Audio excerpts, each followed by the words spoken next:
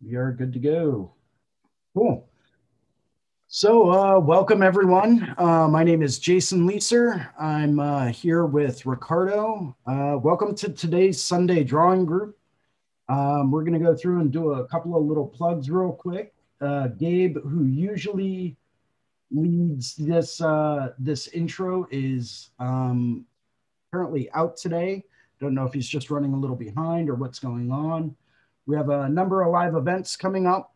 You should probably tune in for. We just announced a new one as well that's going to be added. Of course, we have the Sunday afternoon Reinventing drawing groups with myself on Sundays at 1. And then tomorrow morning at 9 a.m. East Coast time, we have another Reinventing drawing group with Jake Meeks. Do not want to miss those. Those are absolutely awesome. I think last week we just started to discuss large sleeve layout topics and design. Really great information all the time, going back and forth with Jake. He's a super awesome guy, super nice. Chime in, ask us questions. It's a great time. We've got a 10th talk coming up with Robert Shaw at 8 p.m. Eastern. Looks like tonight. We've got tomorrow morning's Reinventing drawing group. Mondays, we have Let's Talk Tattoo with Mark from Needle Jig at 12 o'clock Eastern in the afternoon. As always, we have our Monday night exclusive drawing groups with Guy Aitchison. Those happen for subscribers only on Monday nights at 9 p.m. Then after that, we've got how to build a Paul Rogers style prefab tattoo machine with Tony Urbanek. That goes on Tuesdays at 10 a.m. Then Tuesday, March 9th at 8 p.m., we have a very special event, a drunk critique with Bob Tyrell, Tony Rommel, and friends. Okay, these are hysterical. If you have never seen a drunk critique before, you need to tune in for it. It is absolutely hysterical. Like you really have no idea what you're missing. I mean, there was one that was the holiday version. That one went on for about 9 hours.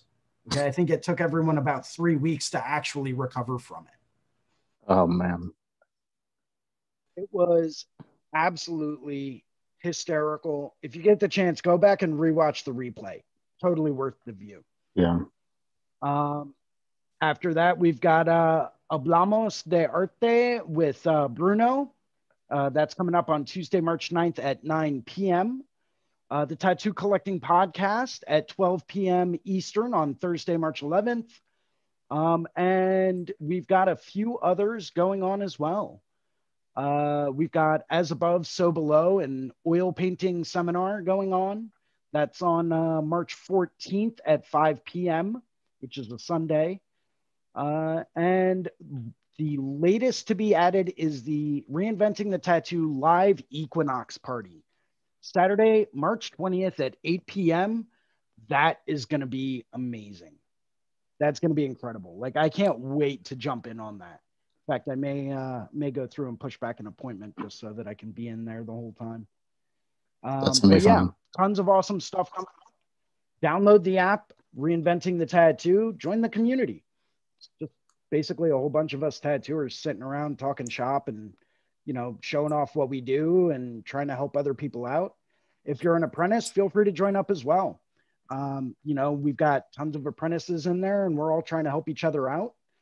You know, the whole point of Reinventing isn't to teach you how to tattoo, it's to teach you how to tattoo better. So if you don't really have a basic understanding of your fundamentals in tattooing, probably not going to get too much out of it. You know, there's something to be said for wisdom, right? And what is wisdom? Wisdom is knowledge plus experience, right? So if you're lacking in one of those two, probably not going to get a whole lot out of it. But there are a lot of people there that are more than willing to help you out with almost anything else. So feel free to join us in some of those live events. And who knows, maybe later we'll go through and we'll do a tour of the app. That'd be fun. Yeah, back to drawing. Yeah, man. That was cool, Jason. You know what, dude? I'm really looking forward to that event that you were talking about, that drunk critique, man. That's going to be a fucking blast, dude. I can't wait for that. Right? Yeah. I can't wait, dude. That's going to be great. I might submit one or two things just for the giggles of it. Stuff that I did a while ago that I think they're literally going to sit down and be like, oh my God, I can't believe that was actually done. Kind of stuff. Yeah, man. And I've got a few images like that, like saved, where it's like, who would ever actually want this? Right. But someone got it. Yeah, no doubt, dude. But and the best part is like earlier in the week. Mm-hmm. Oh, go ahead. No, I was just gonna say, I mean, people can tell you things like, oh man, what are you doing wasting your time getting drunk and stuff like that, dude? I mean, you're not really wasting your time when you're doing this drunk critique, because you're kind of being, informed, and you're kind of like being constructive and such, you know what I mean? So you might as well it's an educational seminar. There you go. Besides, you think this is coffee in my coffee mug? Maybe I should put a brown kind of couple pieces of tape over this one, but cheers. Yeah, brown bag it, man. Brown bag it. Mm-hmm. Mm-hmm. How would I just don't do product placement? There you go. Yeah. No paid advertisements here. Right. Exactly. Yep. But you brought up a really good discussion point earlier in the week when we were talking. And Ricardo and I go back and forth quite often, and just kind of discuss, latest and greatest in, tattoo tools and tattoo materials and new stuff coming out. FK Irons has a new machine coming out that looks pretty cool.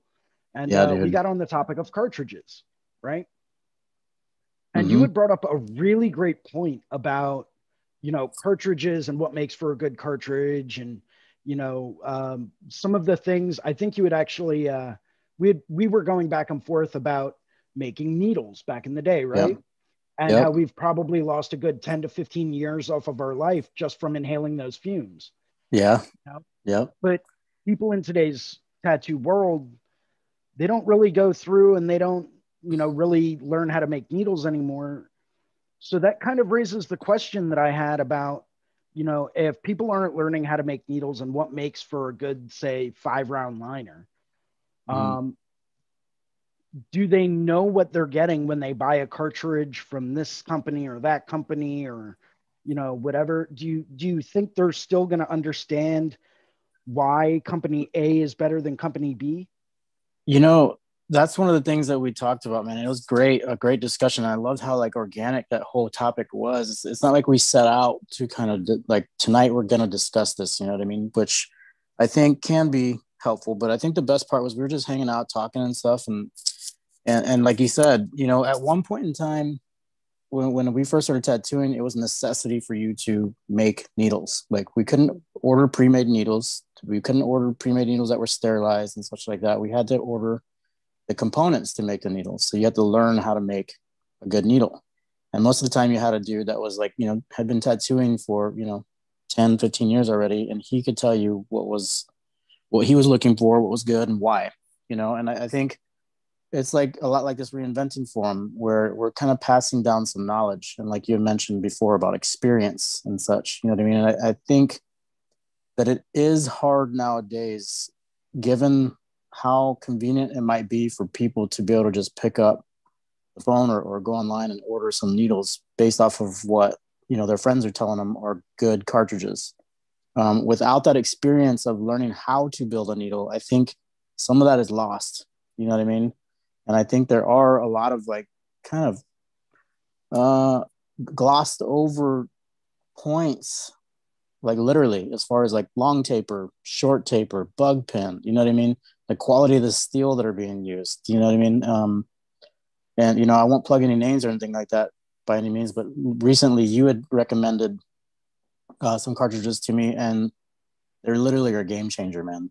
Literally a game changer. And the more I investigate into what it is that makes them so good, I'm realizing that it's some of the qualities that I looked for whenever I was building tattoo needles, and like you said, man, I do tend to ramble a little bit. I think that is caused by some of that inhalation of some of that flux and such that was kind of just burning into your nose, but but yeah, no, I think, I hope like that's what I hope I stayed on topic with that with you just now, as far as like what makes a good cartridge, what makes a good needle. And, it is good to be able to learn that.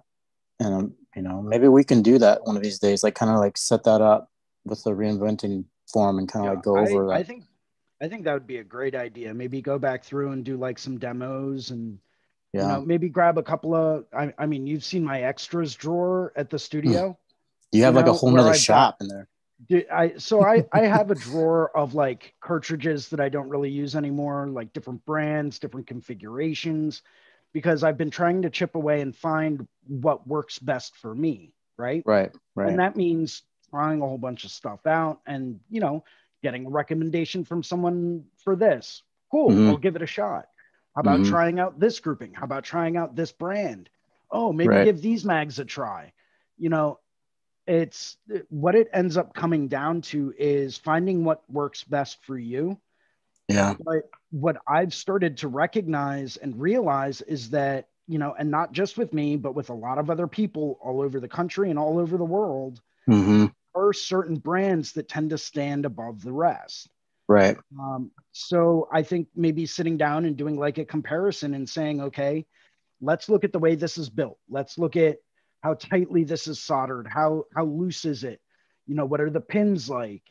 Yeah. And really sitting down and doing a deep dive into, okay, is this a cartridge I would use, Yeah. or is this Yeah. maybe something I would stay away from? You Right. know, Hmm. because that could ultimately make a difference in the quality of work you put out.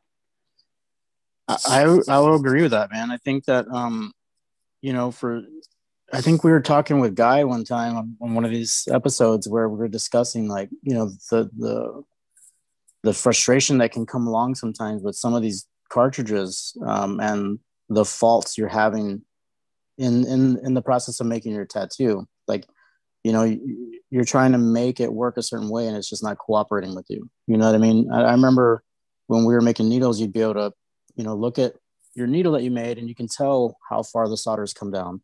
I need to loosen this up for this project. So you'd be able to take a razor and kind of open it up, or like, take a lighter and kind of like soften it up a little bit so it opens that spread up a little bit more. You know what I Right. mean? So yeah, I think that is a good point that you make. You can't do Where that too much. You don't want it to be too spread. So you right. just lightly kiss it just a little Mm-hmm. bit, Yep. just so that you see it slowly start to open, and then you take that heat away, right? Yeah. Yeah. Because Yeah. you don't want it Exactly. to end up, being totally flared out, Yep. because then you've got your pins going in to the Mm-hmm. skin at an angle. That's just going to tear people apart, Oh yeah, right? So big you got time, to man. be very careful using that trick. Yeah. Did you ever get into did you ever have to make flats, like not mags but just straight across flats? No, no. In Yeah, fact, I was always taught, unless you've got X amount of years of experience, don't even bother trying to use a flat, that's because exactly all what I you're was going gonna to do say. is slice someone open. Yeah, it can be a razor blade, literally. You know Yeah. what I mean? Because that machine is running so fast and you're moving it. If you move it at the wrong angle, it's gonna just cut them all up. But you almost have to move forward with it, and that's basically about it. But yeah, man, Yeah, I my that's where you get that old whip shade technique, right? Where you've yeah, got your that's one of machine them. and it's just one straight out and swoop, You got almost it. like a scoop. Yep, you got it, That's man. where you got that whip shade technique, because they were using flats, they weren't using mags. So Yeah, you could only move in one direction with them, and that wasn't side to side. right. Nowadays Yep. with mags, man, you can circle and shade in almost any direction you can imagine. Yep, there's techniques based off of the fact that you can move back and forth like that, even, you know what I mean? So Right. yeah, my old boss, man, he was like he was a magician with those things, dude. It was incredible. And he told me the same thing. He's like, I don't want you messing around with these. This is why I want you to build them for me, and I can't tell you, like, there were a couple times where I would sit back and look at it and realize how many needles I was making like every few days, but I wouldn't give it back. I wouldn't take that experience away for anything, dude. It was amazing. And that Yeah. knowledge, like you said, that collected experience that came with it, dude, I never really looked at it that way for a while, until I started realizing that I was switching over to these cartridges or even pre-made needles on the bar. Yeah. Like once you start ordering from different companies, you're like, this isn't why would I order these? I know it's convenient. I don't have to make needles anymore, but why do I keep ordering these? Because they're not that good, you know? They're not what I've come to expect as a good needle. And of course, that's based off taste and what kind of style you're working with and your application, your understanding of your machine. Man, it's so in depth though, dude. Like, I think that's one of the other things we said too, is that it can take you down a rabbit hole, dude, for sure. Right. But it's all super like, you know, involved with itself. It's its own little entity. So now I will say this. I will say that there is something to be said about, you know, not doing so much of a deep dive into the materials and the technical aspects of it from the get-go, right? No, yeah, you right. don't want to be distracted from learning your technique, right? And end up just being so focused on materials and needle tapers or pin types or, you know, machine mechanics. You know, you don't necessarily want to be too distracted with that in the beginning. Right. In the beginning, you want to be focused on technique. You want to sit down and you want to learn, how am I going to pull this line? Right. Where am I going to pick up and put down? And, you know, how can I make this a flawless tattoo using technique? Right. Yes, but if you sir. start to get too distracted too early, it's going to derail you. And then you're going to end up spending months just learning about the materials and have no practical application as to, oh, I see now, like if I'm opening up this liner a little bit more and it's a little bit bigger, I can pull these lines a lot easier. Right? And I can saturate that area way faster. It's really cool to hear you say that, man, because that was one of the things, like I've taught a couple people how to tattoo, and you know, that was one of the things that I always stressed right away, is like, the only thing I want you to pay attention to is how I'm teaching you how to apply this tattooing with the medium of the skin. You know what I mean? And the medium of the tattoo machine itself. So just focus on getting a solid tattoo, and that's it. You know? Right. So, but yeah, you're right, because you can become flustered really easy, and it'll complicate the process of you learning how to tattoo pretty fast, because you're just so focused on so many little minutiae of detail and stuff that at that time you have to focus on certain things, and eventually it kind of falls into place, I think. So yeah, you're right. That's a good point, man. It's a really good point. Yeah, and you know, I'm talking about that coming from personal experience, right? No, yeah. Because the apprenticeships I went through, you know, there were different people discussing so much advanced stuff. You know, and they were like, oh, come here, I'm going to teach you about bug pins. And it's like, okay. And I wasn't even tattooing yet. Yeah. Right. And they're sitting down getting into like pin theory and science and, you know, and machine tuning theory. And I didn't even know what I was doing. I didn't even know what it was like to tattoo and execute a good tattoo using a good machine. You know, I didn't have that kind of technical experience yet. And I started to get super confused and started to get super focused into, okay, well, if I'm going to do black and gray, I absolutely have to use bug pins because, you know, I don't want to chew up the skin or anything, which is true, because those will give you more passes over the same area of skin, you know, without chewing it up. Right. You know, but it's like, okay, well, I want a smoother gradient, so I need to use this. It's like, no, you don't. Right. You exactly. get a very smooth gradient using standard number 12 tapers and a coil machine that hits like a sledgehammer if you know what you're doing.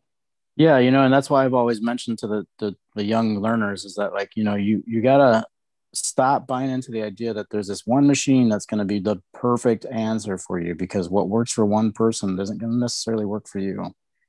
And, you know, what we're trying to learn first is just the basic technique, man. You're right. Absolutely. Lay that ink in, make it smooth. This is how you don't traumatize the skin, you know, things of that nature. And you're absolutely right, dude. Yeah. It's getting back to fundamentals, man, is, you know, do a clean tattoo. Yep. You know, that's what's the most important. Forget all the technical shit that you might have learned and you might have picked up from watching these things. Sometimes you got to drop back 5 and punt, man. Dude, it's always, you need to do a reset. It's like what's the name of that movie? The Princess Bride. We were talking about that earlier too. Remember? Inigo Montoya is like, back to the beginning. You know, you got to go back to the beginning, man. Vincini says, I have to go back to the beginning.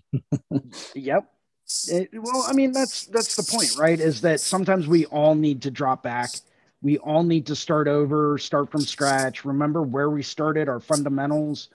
Sometimes we all need to do that. And there's nothing wrong with that because we all do it, right? Right. You know, and if we're all doing it, then obviously it's something that, you know, needs to be done every now and then.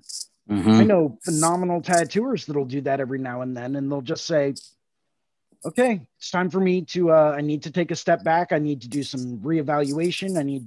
Maybe I need to take a little bit of a break and take a couple of weeks off and just, you know, get my mind back in the game and, you know, get my fundamentals back together. And maybe I need to do more painting. Maybe I need to focus on my art some more as opposed to my, you know, getting super technical with the tattoo. You know, that happens every now and then where we're not superheroes, right? We're not perfect. You know, sometimes you need to have that reset and hit that reset button to reevaluate where you are, who you are, and what you're capable of doing. Agreed. I apologize if I sound a little different. I had to take my headphones out and plug my phone into the charger. So that's all good. How's that coming? It's not too bad here. I don't know if you can see it. I've been playing around with the concept. Uh-oh, hang on. Let me just go ahead and flip my phone around here real quick. Hang on 1 second. Sorry about that, dude. How many beers have you had today? I swear, it's only been one, Ossifer. Right. Dropping the phone already. Right. Let's see here. So I've been playing around with like the color of it all and like the shape of the cloud that I was initially wanting to do. But I'm still trying to stick with those muted tones. And I went ahead and put it on the size of a forearm so I can kind of make sure that I'm not going too crazy with the detail in it too. Right. But I started playing around with some organic kind of shape, like the biomech stuff or the bioorganic. And I'm still going to implement some of those colors like Guy was wanting us to kind of stick with, which is those mossy greens and such like that. But I've been like, for some reason, my eye sees a lot of that muted blue inside of some of the stonework there, like the shadowed areas, you know? So I really wanted to play with this like pocket kind of shape here where the glove is kind of coming out from that recess and everything like that too. So without losing like overall shape of that mushroom cloud and stuff. So, and I think a lot of the times with like in the tattoos that I like to try to create, I like to mess around with some of the muted tones or like shaded areas to create this other kind of imagery inside of a luminosity. You know what I mean? Right. So what you're doing in that piece is, believe it or not, one of the harder things to do artistically. Okay. And I'll tell you why. Okay. Because you're putting a lot of your warm tones in the background. Yeah. And you're putting a lot of your cool tones in the foreground. By nature, warm tones move forward and cool tones move back. Right. I remember back in college, we did an exercise with color, right? And movement of color. Okay. And the professor made us go home and he was like, okay, take your cadmium yellow medium, take your ultramarine. I want you to draw 2 identical sized squares on a single piece of paper. I want you to paint the background in one blue and the background in one yellow. Okay. And then I want you to paint the opposite color on each of the squares. Right? Okay. Right. Simple assignment, right? That was easy homework. Went through, did it, brought it in. And he's like, okay, now want everyone to put them over there. And we all pinned them up. He's like, all right, now step back 10 steps. And I want you to tell me which square looks bigger. Yeah. Right? Yeah. By nature, with the way that our eyes see things, when you have cooler shapes in front of a warmer background, they're going to appear smaller. When you have warmer shapes in front of a cool background, it's going to appear bigger. Granted, fractionally, yes, but it's still there and it still affects with our perception of depth. Okay. So because of that alone, he said, okay, now your homework assignment is to go home and I want you to do the same assignment. The difference is I want you to make it so that both squares appear to be the same size. Oh, wow. Okay. And that was just like a total mind trip, man. Because I was sitting down and I was like, oh boy, this is going to be tricky. Yeah. You know, because you got to sit down and you have to factor that in as far as the movement of your piece and the creation of depth.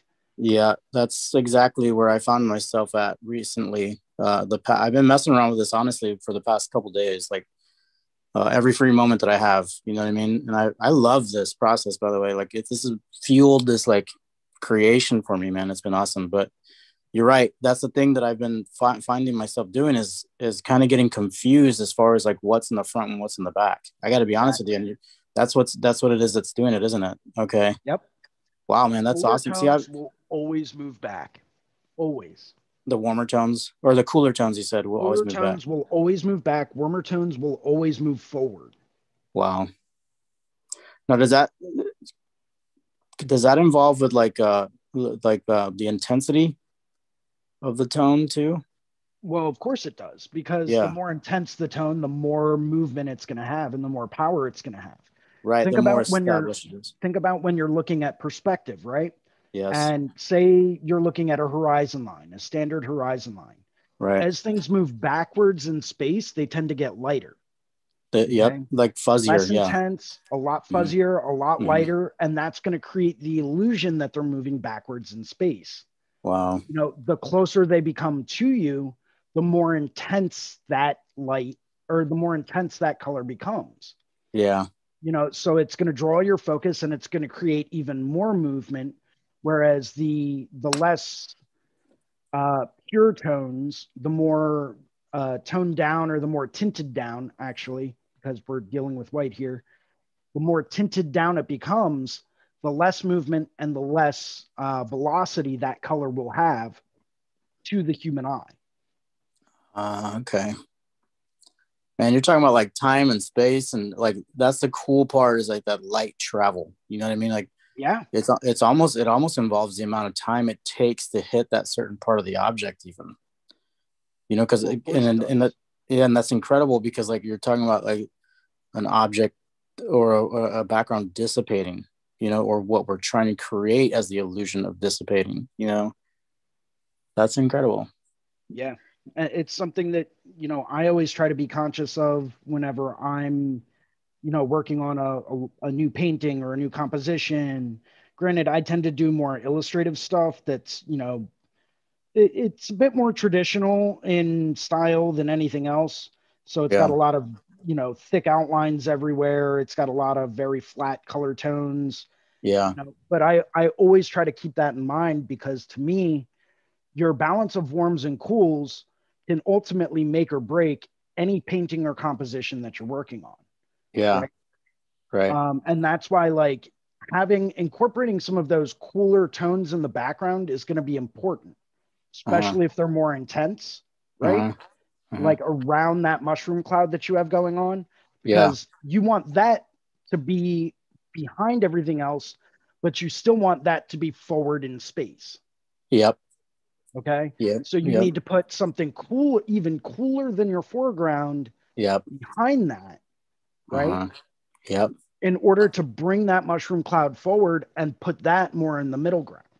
Yep, you got it. Because I think that's where I was struggling. You can see like these areas right here, man. I've gone through and smudged out and erased and stuff like that so many different times. As far as like, at first I was using this color down here, also up here, but it was just you couldn't separate it.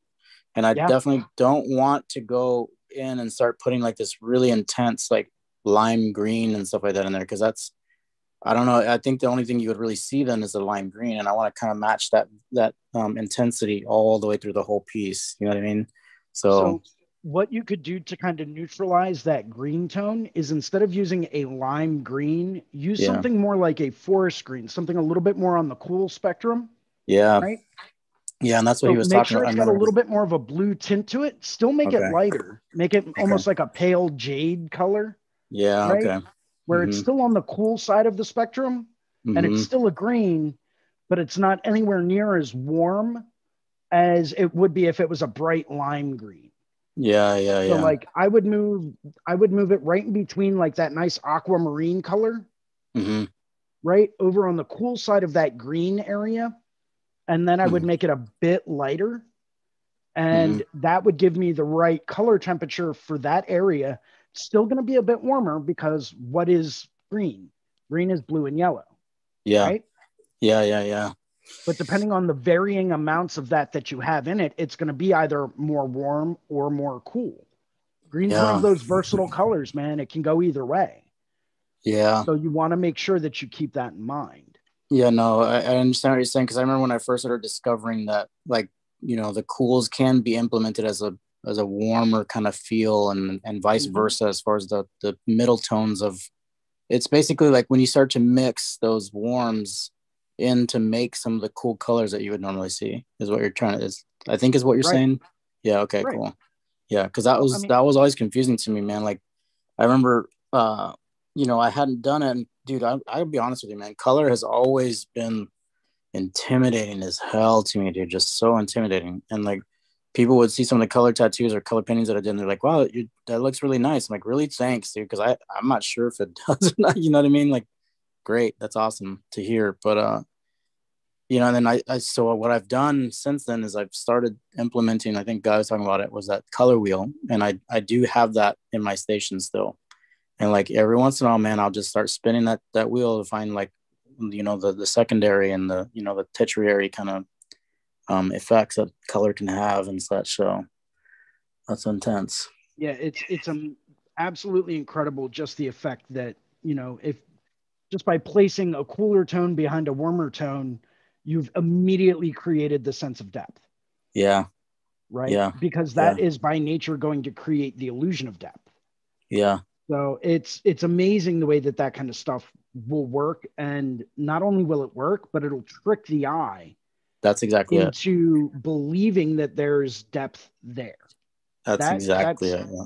And that's something that I've always loved about color, is that you can do a rendering, an unbelievable rendering in black and gray, right? Unbelievable. It can be spot on representational, and it'll be incredible. You know, and it'll have plenty of light and dark and plenty of space and plenty of value and all that stuff. But the second you try to go through and start adding color into it, it's like, whoa. Is this really going to work the way that I think it's going to? Right. So you really have to sit back and evaluate, okay, where are my warms? Where are my tools? Is it all muted down? Is it, you know, is it all muted down with like one bright tone? Which is immediately going to make that pure tone, that more intense, vibrant color, jump right off the page out at you. You know, it's a trick that I see different guys using a lot, is they'll put muted tones in all of their tattoos, and they'll leave area for just one bright, pure color. That is going to make that one color so vibrant that that's all your eye is going to be attracted to, because everything else is muted down. Yeah, I can see where you're coming from, man. I think that's the best way that I heard you just say it too, is like it convinces us that there's depths. You know what I mean? And your brain just works that way, where it's like it wants to see that. It's like, convince me, like, tell me that that's further away. You know what I mean? So that's pretty awesome. Yeah, there's all different types of studies that have been done on color and the way that we perceive color, and then perceived light versus, natural light, and how our eyes will create the illusion of depth and space and light and focus, right? Without actually seeing anything. But because it tricks our mind into seeing these things, we can't help but turn around and say, oh, I get it now. It's like, that's really not moving anywhere. That's really not fading back into space. It's just a less intense, cool color. So that's going to create that depth. Simple color theory can do incredible things. Or like taking two tertiary colors, right? You take two tertiary colors, or split complementary is even better. Take your split complementaries, right? So what you would do is you would take your primary focus color, and then you would take its complementary color, but then go to either side of that on a color wheel. Mm-hmm. Okay, that's your split complementary. When you use the majority of those two split complementary colors for most of your composition, then you throw in that complementary color. It's like another level of just, holy shit, what have you just done to my eyes? Yeah. Holy shit. My eyeballs, where did they go? It's so bright. My eyes are hurting. You just blew them out of my face, man. That's incredible, dude. Yeah, you know, there's a dude that I know, he's a tattoo artist, and he was really like, just his art skills are incredible. And you know, he switched from doing like the more dimensional kind of tattooing and like more of an art kind of approach and stuff like that, and started switching over to like you know, like a real flat kind of traditional look, which is, you know, when you nail it, man. You know what I mean? And I had asked him, I was like, what's going on there? Like, why did you do that? He goes, man, have you ever, because with all this training that we've had, like as far as like what we try to discover with depth and light and color and such like that, when's the last time you sat down and tried to draw something flat? And I was like, you know what? That's a good point. So I sat down and tried to do it, man. And I'm like, what the fuck, dude? I can't do it. You know, like it's incredible, tricky, man. Yeah. And so that's why he loves it. He goes, man, it's such a simple approach. And like, it's so cool to be able to use that, just the simplest form of contrast to me, and make line work. You know what I mean? And I was like, all right, dude, that's fucking awesome. What a great answer. You know what I mean? It wasn't any popularity thing. It wasn't anything. It was just his genuine interest in trying to make that happen. And it's cool that that's his path right now too, you know? So pretty awesome. Yeah, it's so one of my best friends is another tattooer in the area that I live in, and he is as traditional as it possibly gets. Yeah. I mean, this guy, if you can find someone that's more traditional, by all means, introduce me. I'd love to meet them. Yeah. I, as of yet, have not met anyone that does a more simplified traditional style tattoo than this guy. His name is Ian Chapin. He works at Yellow Rose Tattoo down in Roslyn, Pennsylvania. Okay. And I mean, this guy, I would always go to him with my drawings and I would say, hey, what can I do to simplify this? Yeah. How can I make this more easy to read? How can I make this more simple? How can I make this a little bit more on the traditional side and just simplify things? Yeah. Right? Because I've been working in a very painterly, very kind of illustrative methodology and mindset for a very long time. Exactly. So for me, grasping that whole concept of like, well, that's easy. You have one of each color plus black, and that's all you get. That's it. You know, and it's like, but how? Right? Yeah. Because when you're used to doing very complex, intricate, you know, illustrative type designs and compositions, to then turn around and say, okay, cool, forget everything that you've been taught and learned. Yeah. Now you need to simplify and boil everything back down to the absolute bare basic bones and execute that in a flawless way. It forces you to take a step back, and it forces you to reevaluate what you know about simplification, and it forces you to think in a completely different method.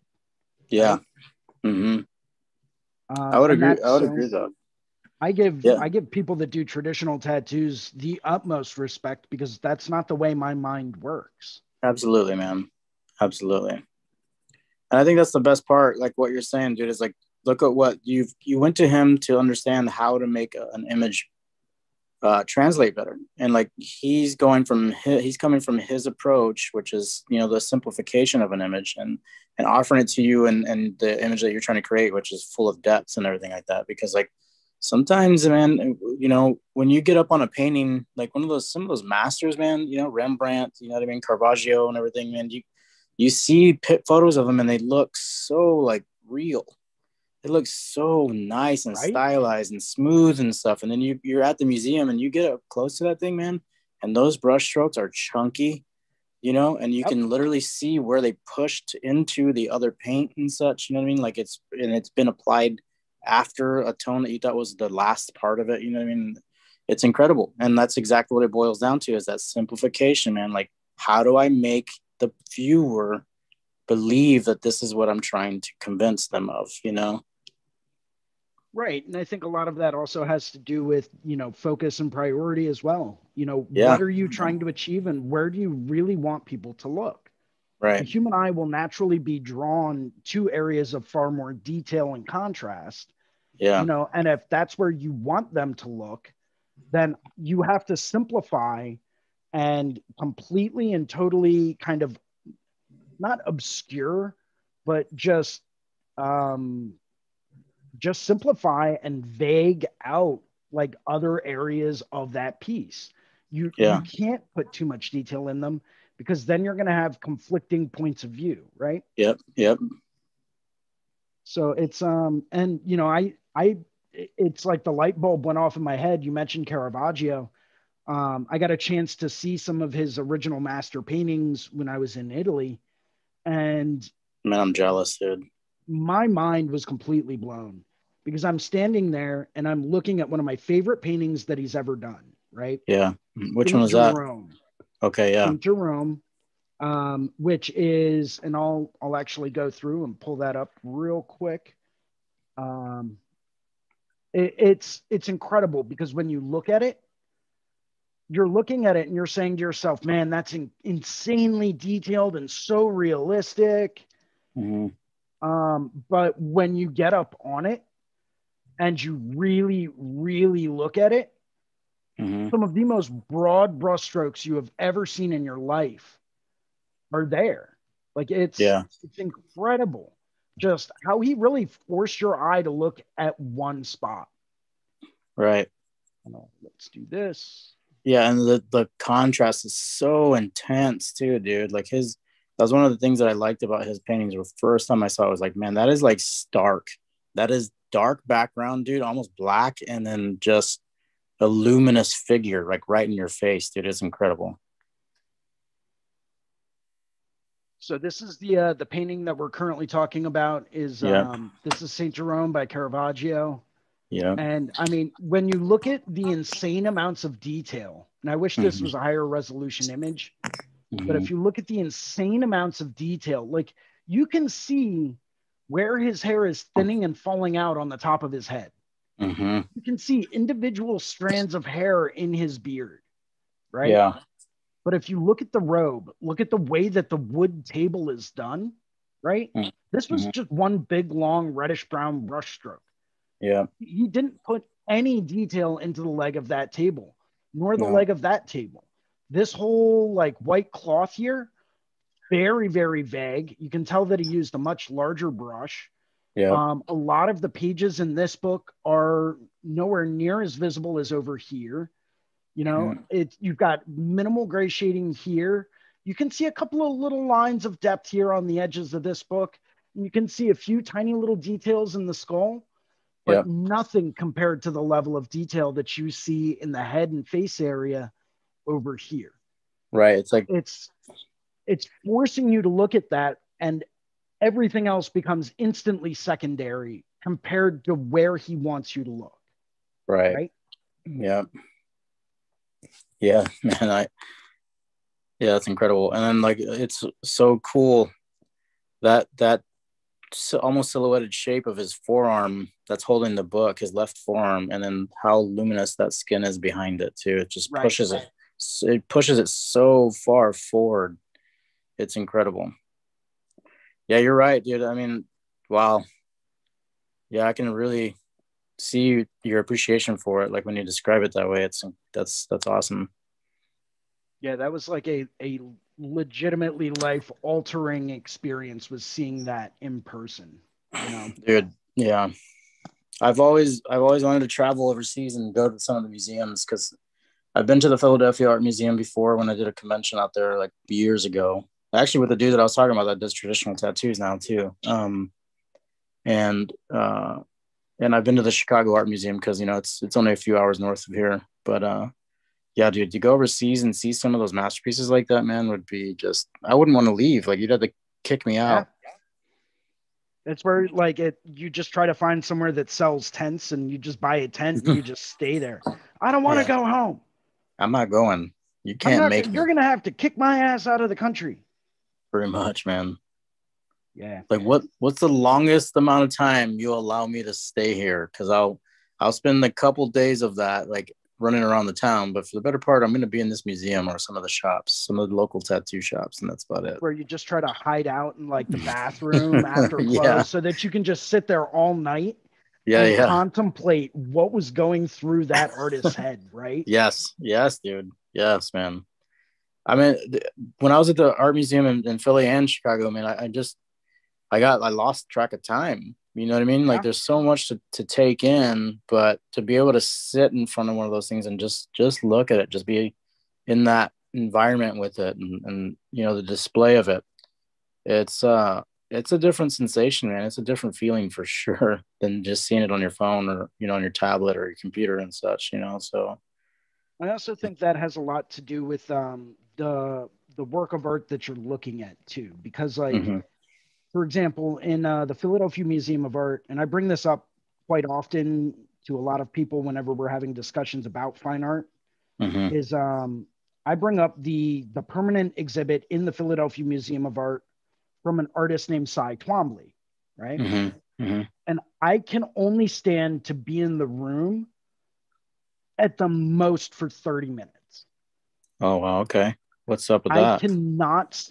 It makes me so angry knowing how much money they've spent on those works of art. Yeah.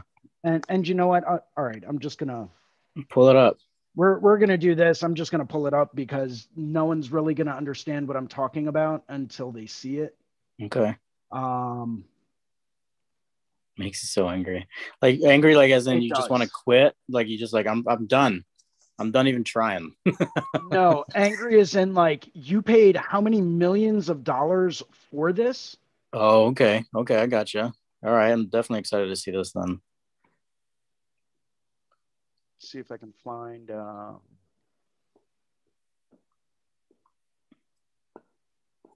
where's a really good example.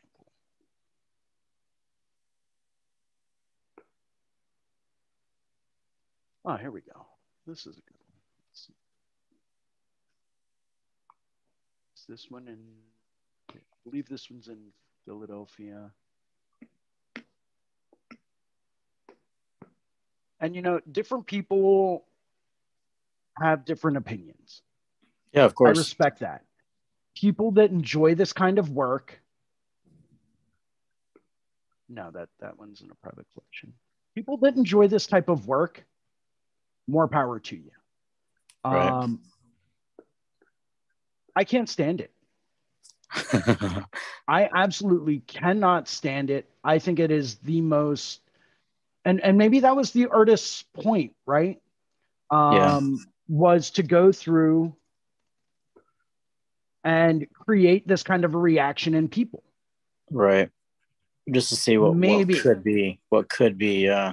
I'm curious now, man, because I've never heard the name before. Let's see what you got.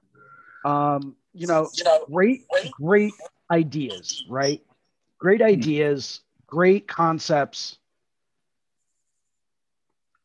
It's probably gonna make you angry. I'm not gonna lie. Okay.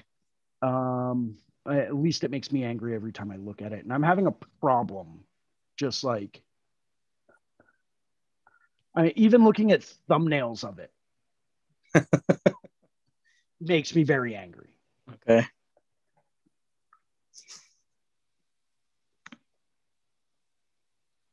So this is a work in the Philadelphia Museum of Art in a permanent collection, part of the collection, and the Philadelphia Museum of Art paid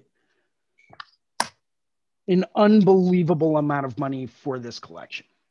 To the artist. Yes. What?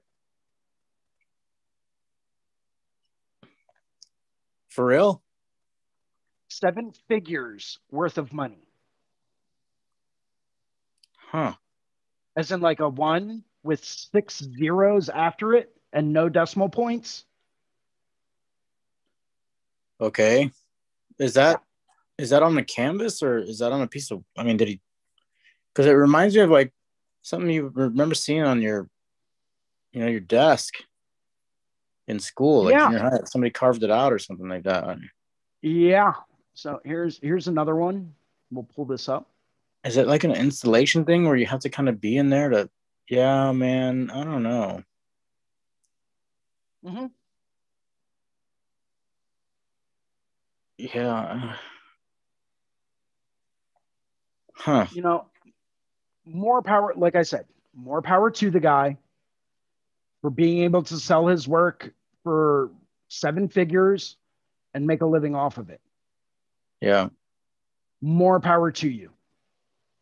I can only stand to be in the room for, oh, here's a good one. Yeah. Yeah. Wow. That's crayon on Literally. canvas. Yeah. Crayon. Wow. The dude got an 8-pack of Crayolas scribbled on canvas. And if I was him, I would just sit back and say, okay, what kind of excuse can I come up with to sell this for a boatload of money? Right? An 8-pack of Crayolas, a huge canvas. Why not? Someone will pay 7 figures for it. Why not? Yeah. Ali just made a comment. What is that? 7 figures worth of money? Wow. Yeah. That's my reaction. Yeah, man. And that's the thing. It looks like a picture that you'd see on a, I mean, man, I don't want to talk shit, dude, but I mean, I've seen kids, you know, draw pictures and their parents put it up on the fridge sometimes. And I'm not saying that's what it. Here's another good one. Let's look at this one. Yeah, I don't know, dude. Like literal crayon scribbles on canvas. Yeah. Maybe the crayon broke there. I don't know. Does it say vengeance? I think it's supposed to. But there's like extra scribbles in there, so it's kind of hard to make out what some of the letters are. Oh, no, I think his red broke or got dull or something, so he did go back in with like a dark orange and continue writing it. Which, I mean, when you're working with Crayola, it's going to happen sometimes, right? Yeah, those things break all the time, right? Right? Yeah. Do you remember as a kid, you'd always see the kid, the dude with the, or the girl or the guy with the like 60-pack of crayons, and you're like, you got the 5 or 6 crayons.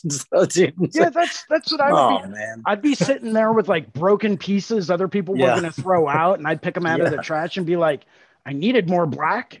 Yes, exactly, dude. No.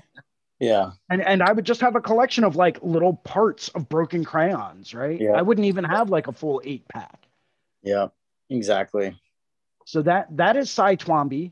And that is exactly why I can only stand to be in that room for 30 minutes at a time. Yeah. Okay. However, I will say, and it's not that I'm not a fan of modern art. I am. Right. I very much am. Right. In fact, I can go to the Marcel Duchamp exhibit in Philadelphia Museum of Art, and I can sit in there for 2-3 hours easy. And I'll pull up some of his work.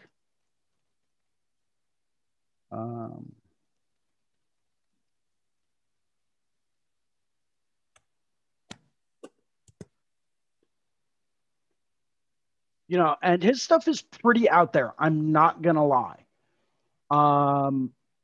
Here's a good one.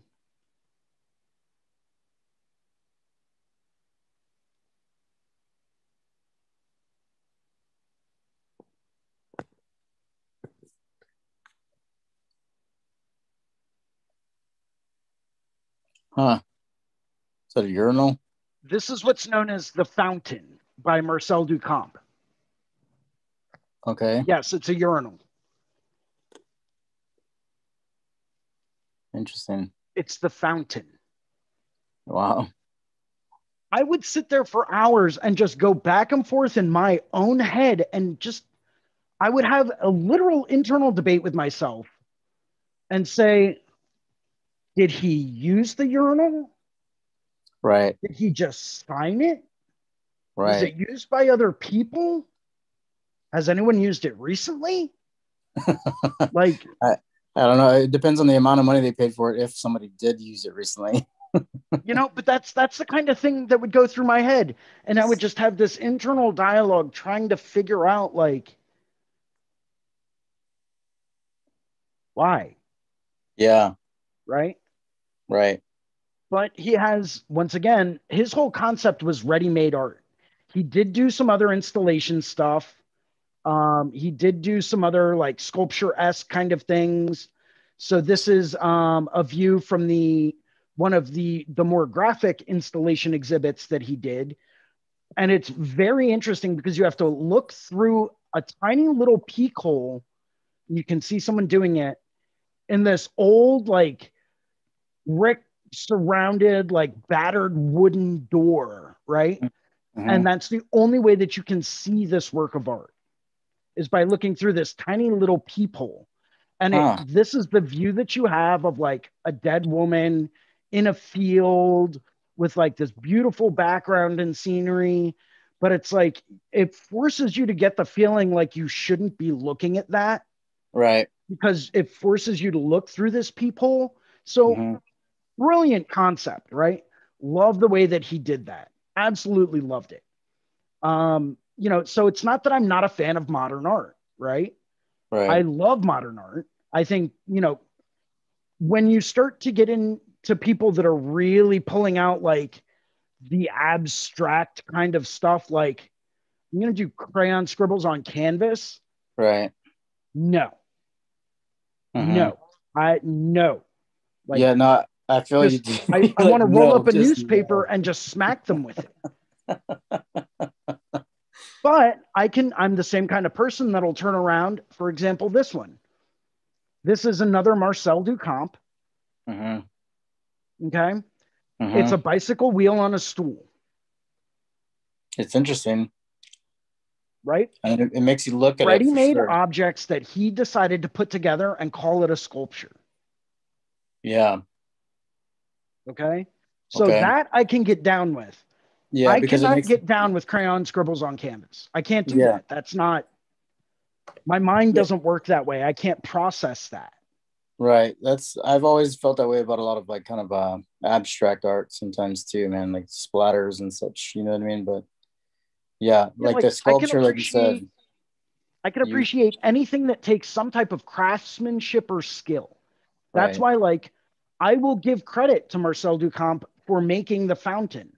Even though he didn't make it, I can understand it, because whoever came up with the original design, the original concept of it, the way that they probably went through trial and error after trial and error to really put the craftsmanship into this one porcelain fixture.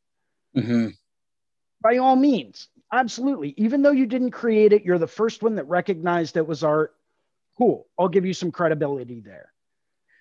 Well, it's interesting because, you started from the crayon drawings, and then now we're leading up to like what you're talking about, being able to appreciate the time and effort it went into making these objects like this, for sure.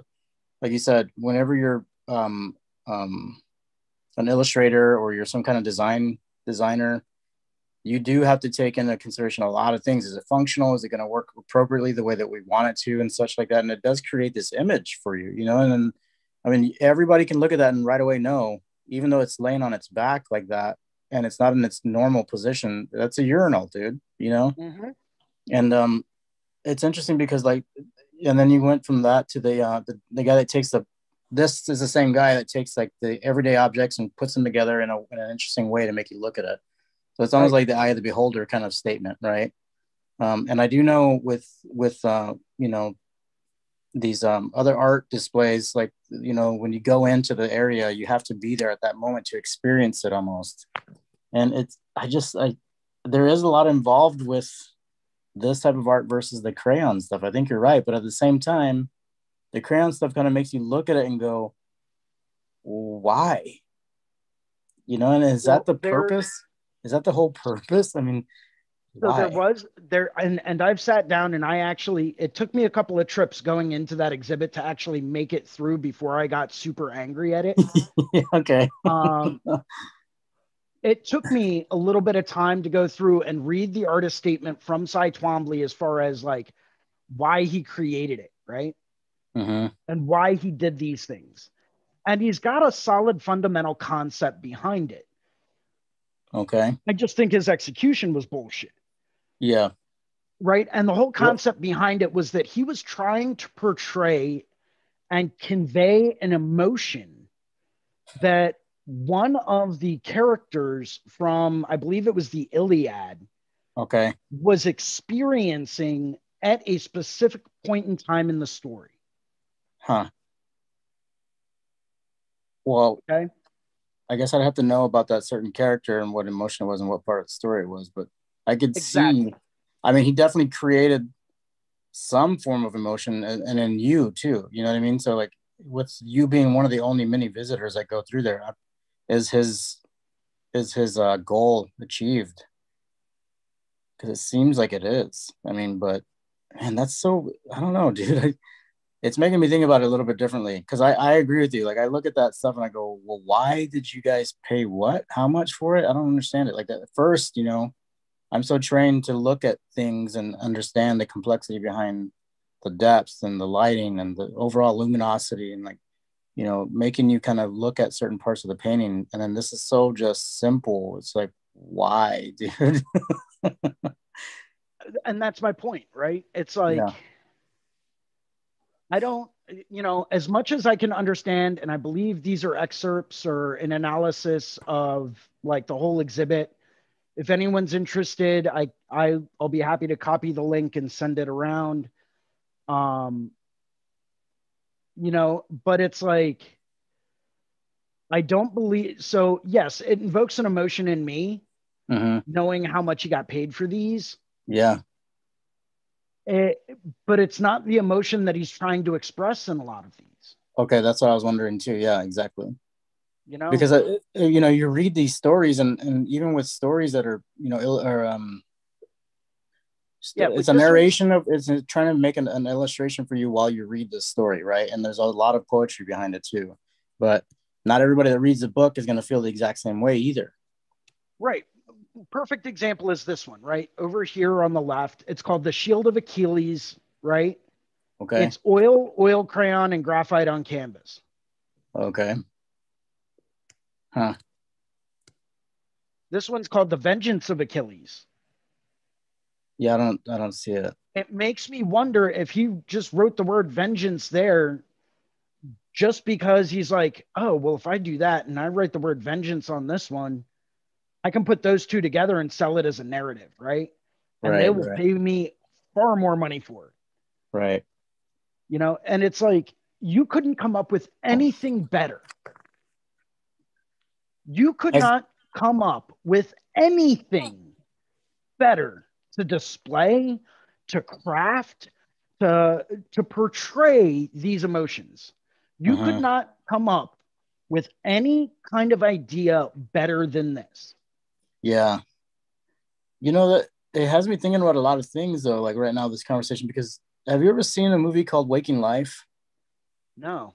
Okay, you should give it a go. Whoever's watching or listening, check it out too. It's called Waking Life. It was a movie, I think the late 90s, early 2000s sometime. There's a lot of theoretical talk as far as the way people perceive things, like as simple as like speech.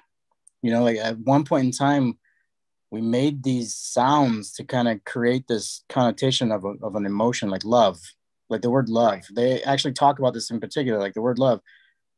What does that mean to who you're saying it to and who's perceiving it, and then the person that is stating it as well? You know what I mean? So that kind of goes into play with what we're saying with this art too, like what you're saying too, is which is that's the best you can come up with to convey that idea. You know what I mean? But this person is speaking this language that to them makes sense, and to a lot of other people it kind of connects with too, you know, that, or people are just like, oh yeah, it's fantastic art, I love it, and all their friends are saying the same thing. So who knows, dude, you Well, know? and that's kind of why like I would love to actually sit down and talk with them Right. and just pick their brain about it, right? And just That's the ask best them part. like, okay, Why? Yeah. Like, what was your intent? Okay, I understand why this is there, right? I've read the artist statement about that piece. I understand what you were trying to convey and what the narrative is supposed to be. Yeah. But like, I would love to just sit down and ask them, like, you really couldn't come up with anything better? Right. And why did you come up with like this, what looks to me is like very simple scribble? Like, what is it that, why is it that you approached it that way? And is that the first one that you made? Is that like, I'm just going to sit down and this is exactly what I'm doing. Like this, I'm feeling this emotion and I'm just going to make it happen. You know, like maybe that's part of it. Maybe that's part of it is like the process of it. There would be so many other ways to convey, say, for example, vengeance, right? Yeah, I agree. Or revenge or protection, right? There's so many better ways, in my opinion, that you could convey that. Right. Instead of maybe doing crayon scribbles on canvas. Yeah. Right. Maybe take a big 4-inch wide red bristle brush, right? Like a big old painter's brush. You dip it into like the most blood red you can find, right? Mix your own blood in with it. Why not? Right. Yeah. And there's a guy in New York that does that, and he'll paint portraits using his own blood, and they're phenomenally well rendered. Yeah. Right. And that's the medium that he works with. Fine, whatever. I'm not one to judge, right? I get art.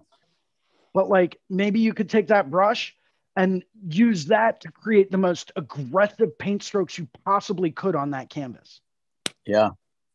That I would have given credence to, and I would have said, okay, I can understand that. You put, you're using this to convey emotion. You're using this to express the emotion that, okay, I get it. Right. To me, that would have been better than crayon scribbles on canvas. Yeah, I know exactly what you're saying. And that's the interesting part is that it's a matter of perspective, isn't it? Like a matter of like attachment to this object, to this image and stuff like that. Because I think that's ultimately what it's about is like trying to invoke some kind of a feeling inside of the viewer from the narrative of the creator. You know what I mean? So it's one interpretation of it. Absolutely. Yeah. But I think it also depends on what period of art we're discussing, right? Yeah. So, true. I mean, you have a lot of Renaissance artists. Yeah. They were there primarily to preserve history, right? Right. Exactly. There was no such thing as a camera. So they had to come up with a way to go through and paint a portrait of someone so that other people would know what that person looked like. Yeah. If anyone's seen the show, I think it's is it the Borgias? I think it's the Borgias. I've heard that. Or no, it's Versailles on Netflix. If you haven't seen it, great series, phenomenal series. They're both series are on Netflix. But Versailles. It's all about the Palace of Versailles and King Louis, right? Oh yeah. And how he built Versailles to be a capital outside of the capital of France. Okay. And having been there, it is unbelievably extravagant. You've been there before? Yes. Nice. And your jaw hits the floor and you're like, there's literally frescoes on every ceiling, which are unbelievably well rendered, by the way. They have their own chapel inside of Versailles, which takes up basically 2 floors. The bed chambers are exquisite with gold leaf and ornate carvings. They are works in and of themselves. Yeah. And knowing that human hands built all of that by hand, one handmade nail at a time. Yeah. Is just impressive. Right. Like the craftsmanship is what you're talking about. And then the overall aesthetic of that craftsmanship, like that dedication. Right. Well, and I mean, if you look at it at the time, right, they wanted to portray and show the world that, hey, this is France. Yeah. We are opulent. We are important. We have money. And we are at the peak and the height of the modern way to dress, the modern way to depict culture. We are the pinnacle of art and society in the world. Yeah. That was what they were trying to go for. That was their aesthetic, right? Right. With that aesthetic, you then have to adapt what you have in that area to that aesthetic, and you have to build that aesthetic and represent it. Right. You know, and they did an unbelievable job doing it, and it is gorgeous, absolutely gorgeous, right? When did you go Anyway, there? I went there a few years ago. Long story short, I was dating a girl. It was part of her bucket list, and I was like, I want to do some traveling. Why not? So Cool. we went for 2 weeks, and I ended up going to the Paris Tattoo Convention because that was going on at the same time. So I was like, ooh, yay. Yeah. You know, that was part of the reason why I went. That and Yeah. I got to see the catacombs, and that was amazing. That would be fucking incredible. Yo, dude, it is unbelievable. Yeah. I took, I think, like 150 photos while I was in the catacombs. Yeah. Did they allow that? Really? Yeah. As That's long as you awesome. don't use flash, you're okay. Yeah. Which I think they might start to get a little bit more lenient about. But like Okay. the way that they constructed these walls made out of skulls and femur bones is mind altering, right? Because they're literally creating sculpture out of human bones Yeah. to serve a functional purpose. Yeah. So phenomenal. That Yeah. knowing the history behind it and how many bodies are in there and all that stuff, it's really quite exquisite. That's awesome, dude. But yeah, I mean, it was. So long story short, we went for 2 weeks. We ended up splitting up shortly after we got back. You know how it goes. Yes, I do. There's nothing quite like spending an extra amount of time with somebody and going through the stresses of travel to find out, is this going to work or not? That's like one of the ultimate tests is, I really like this person. Let's see if this works. Well, I mean, apparently she had figured out that it wasn't working before we even went. Oh, damn. That's a bummer, bro. I'm sorry, man. Yeah, not the best of situations. Well, you still got to visit another part of the world and like a historical, artistic part of the world. So there's always like that beautiful little butterfly that you never realize is flapping its wings, and it's going to cause you to witness something very gorgeous in the process. And because of that, I have vivid memories and photos of the Notre Dame Cathedral in Paris. Dude, that's incredible. Photos taken from the top of the Notre Dame Cathedral in Paris. Man. Okay? And I've seen it in its glory before the fire, before everything happened. I saw the tomb of Joan of Arc there, right? Wow. Yeah. Wow. Like it was incredible. Everything that we went and saw and did was incredible. Did they have like audio playing the Smiths song Joan of Arc? No. Yeah. No. That would have been hysterical, but that would have been pretty funny, dude. If somebody had it on their phone and they just played it, I was like, oh man, that's fucking great. Yeah. Sweetness. You know, I remember getting trashed at the only Irish pub in downtown Paris, right along the Seine on St. Patrick's Day. Damn. Yeah, dude. With 2 people that were from Ireland. Oh man, that is awesome. Yeah, that's I was awesome, like, dude. what a coincidence. This was great. Mm-hmm. You know, there were a few things that I still want to go back and do again. Like I never made it to the Moulin Rouge. I wanted to do that because I mean, you know me, I love strip clubs. It's more of a boudoir. It's more it, but when you go there, it's more of an experience, right? You go there, you pay, you sit down, you have a nice high class dinner, right? Mm-hmm. They feed you exquisite food, and you get this performance as well. So it's not like, you know, a strip club or anything like that. It is more of a burlesque show, apparently. But hey, you know what? I don't know because I haven't been there to see it. So, and I want to. That's the word I was looking for, was the burlesque show. Yeah. Yeah. You know, so that's on my list of things to do. You know, I'd love to go and visit Tintin at Tintin Tattoo. Yeah. In Paris, like one of the oldest European tattoo studios in Europe. Yeah. And it's really cool because where I was staying in Paris, I could have hopped on a train and been in London in 2 hours. Dang, dude. There's some people I follow on social media that are, you know, pre-COVID, they were traveling quite a bit to other studios the same that same way, and I've always been fascinated by that you can kind of jump on a train and be in another country, man. It's pretty incredible. It's cool. Well, when you can travel that way, which you can only really do in Europe, from what I understand, as far as like country hopping and all that stuff, you can get from Rome, Italy to Paris, France in 8 hours. Whoa. That's like driving cross country here. Exactly. Yeah. Because those high-speed trains, they move, man, 350 miles an hour. You don't feel it. You don't feel any of it. Yeah. That's insane to think about.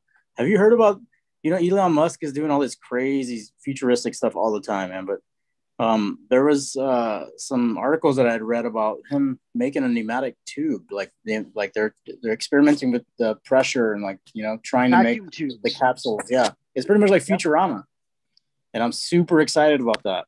I hope I get to see it in my lifetime because that would be awesome to be able to do that. Yeah, the whole concept behind it is to go through and say you have someone that took a job in San Francisco or LA or wherever, but they live in New York. Mm-hmm. This would allow them to commute and only have it be like a ridiculously short commute. Yeah. That's what I'm hearing, man, is they're talking about the logistics of it, and it's just, there's no friction. So you get to go super fast, dude. With super low amounts of energy too. That's the beautiful thing about it. Because all you need is one decent bit of propulsion, and you will literally just keep going. Yep.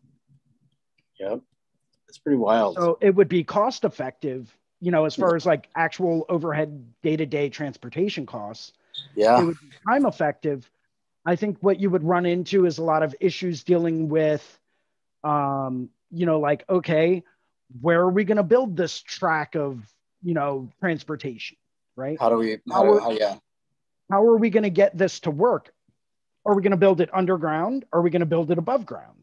That's what they were talking about, was underground. Last time I read about it was underground. So, well, it would take is one person to screw it up, because all you have is one person that wouldn't want to go through and say, hey, tunnel under my land. That's totally cool. Do that, pay me some money. All it would take is one person to say, no, I don't want you, digging underneath my house or my farm or whatever. Right. And that whole plan is screwed. Yep. Got it. It's pretty wild, man. I would personally, like I said, I think it'd be fun to see it, like in Futurama, like I said, man, you have all those tubes just running over the buildings and around the buildings and such. That'd be hilarious. It's a pneumatic tube. It's pretty much like like when you go to the bank and you get those little, tubes that go from the machine into the bank there. So it'd be pretty funny to see that. Just people flying through it. But that's you would have to be in some type of a vehicle to regulate pressure, because if you put a human being inside a vacuum tube, no bueno. It's not going to be good. No bueno indeed. Yeah, man. That's what I last read, is that they kept trying to figure out, that was one of the things that holding them back right now, is just figuring out how to stabilize that pressure, that inertia that's created, especially at takeoff and then landing too, is the best way that they could describe it. Takeoff and landing at the time, start and stop. Yeah. It's and that's going to be the biggest scientific challenge that they face, because if you have one tiny little area inside that vacuum tube with like a pinhole in it, the whole thing's screwed. Disastrous. Right? Yeah. And then you got to look at the security aspect behind it, right? Because if you start to build stuff like that all across the country, that's fine. But all it would take is one person walking around that tube with a hammer, hitting it in one spot, and next thing you know, the whole line is shut down. Mm-hmm. So what are you going to do to help prevent that? Right. So, there's a lot of logistical things to think about and consider, but the theory is sound. And I think it would be an absolutely incredible innovation in transportation. Right. Yeah. Yeah, I think it'd be fun. And then you have the self-propelled cars or the self-driving cars and stuff, dude. I can't that I really hope I get to see that kind of stuff in my lifetime, like where it's on a grander scale use and stuff too. Like I know technology freaks me the fuck out, but there's some things that are pretty fun about it. Like just because I love sci-fi movies and stuff like that, you know. But Right. and then plus it'd be awesome to be able to just send your car to the grocery store and somebody puts the stuff in the back of your trunk and it comes back home and you're good to go. Right. That's the lazy part of me talking. Let's see what I have for my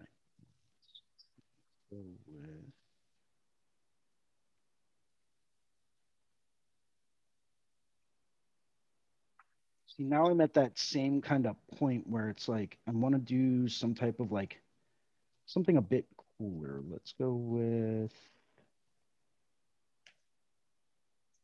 I want to stay away from green though because I don't want that to compete. We'll go with that.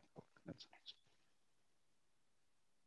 So I'm starting to run into the same problem where I'm starting to lay color into this, Mm-hmm. and I'm having trouble with my color palettes. Just trying to figure out what would be a good color because I'm trying to stay away from greens in the background, and I know I want to do something cool. So where would I go with that? Would I go more to like a cool purple or like an indigo color?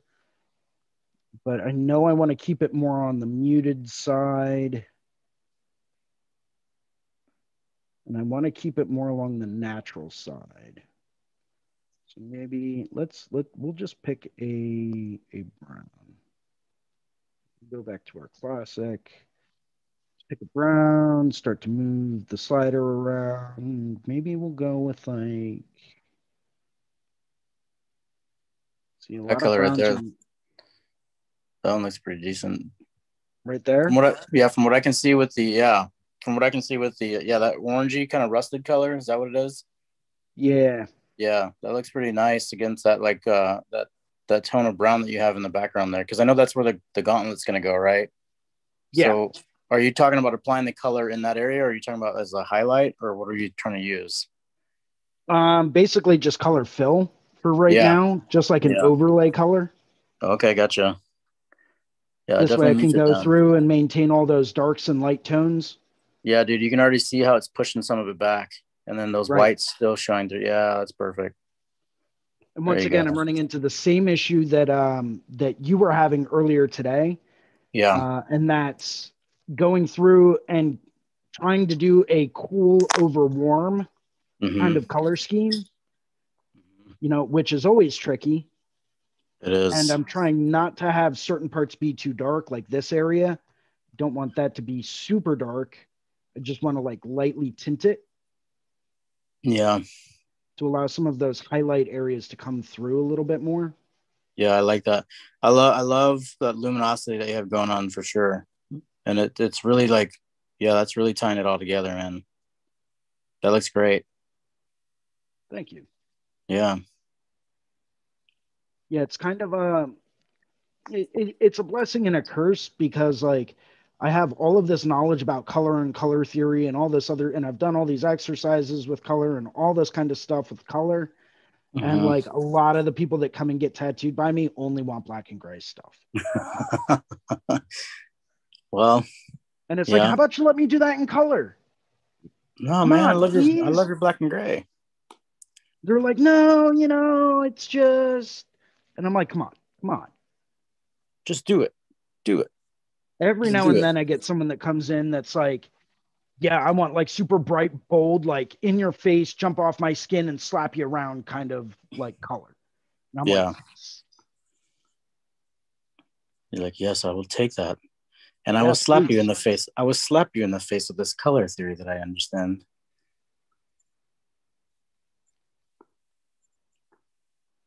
Yeah, color's always been one of those tricky things, man. Like I said, it's always been interesting for me.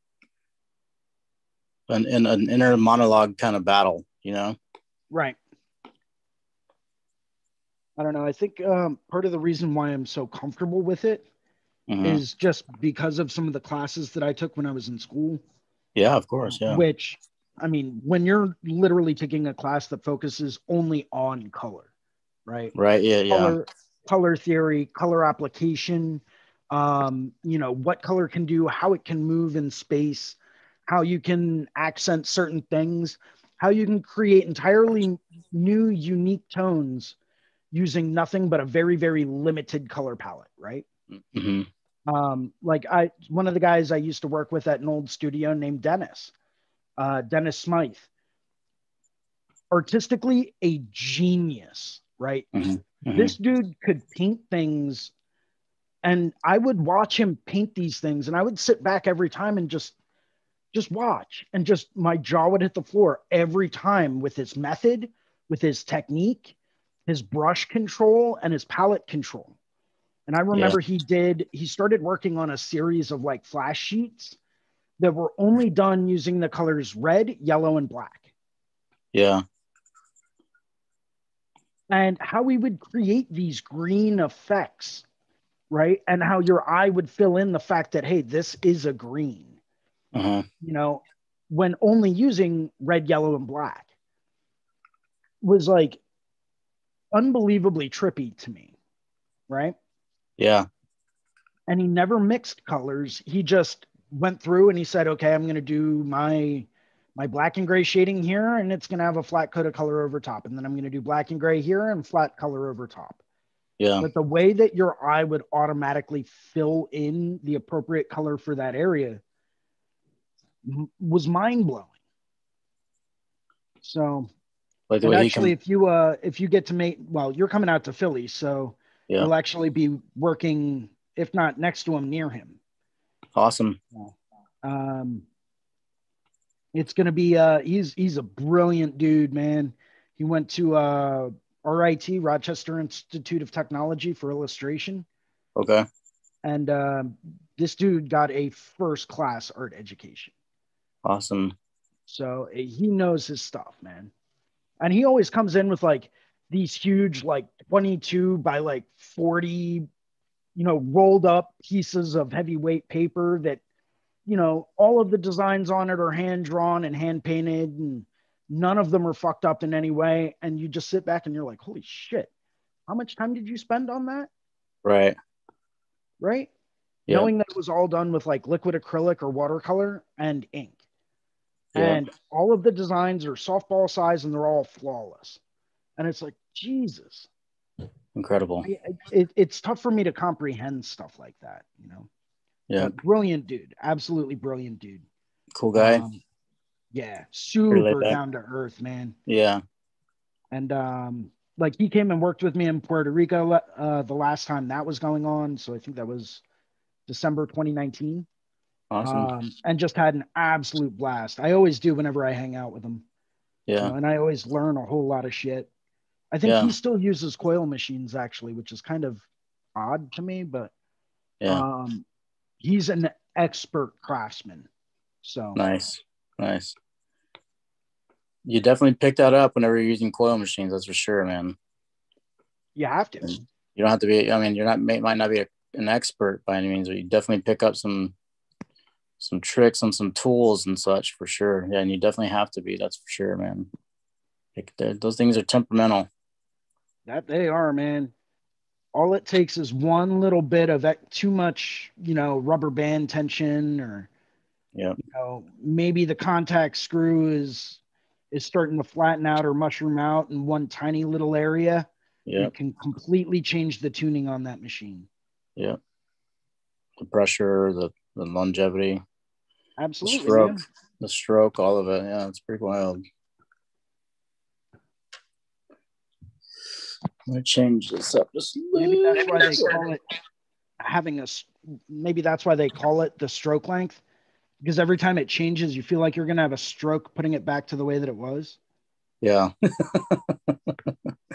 That's a good way to do it. Yeah, that's a good way to put it, man. That's hilarious. Don't do it. Step away. Yeah, right. Just step away from the machine. It's not worth it, man. There's a client present too. You don't want to lose your shit in front of them, I promise you. Yeah, and that's why like I swore by coil machines for the longest time, right? I learned how to build them. I learned all the science behind them and everything. Yeah. And then I realized I was spending too much time messing around with them. Yep. And made the switch over to rotaries. Mm-hmm. And ever since I did that, man, it was like no longer am I worried about the machine. Now I'm more worried about my own artistic skills and talents and like building that up, as opposed to, is my equipment going to be running right today? Right. It just eliminates that whole headache. Right? Yep. Yeah. I find the rotaries just way more efficient too, man. Like just efficient in so many different senses too. Like there's a lot of adaptability that a rotary has that a machine wouldn't, that a coil machine wouldn't. Like a coil machine, a lot of times, I mean, don't get me wrong, man, I've used some liners as shaders and stuff like that before, for sure, you know what I mean? But with a lot of fucking like experience and a lot of understanding of how I need to move my hand in order to match like certain speeds of like the springs and the coils and everything, you know what I mean? But with the rotary, it's pretty fluid as far as liner shader and such, you know what I mean? So it's pretty awesome.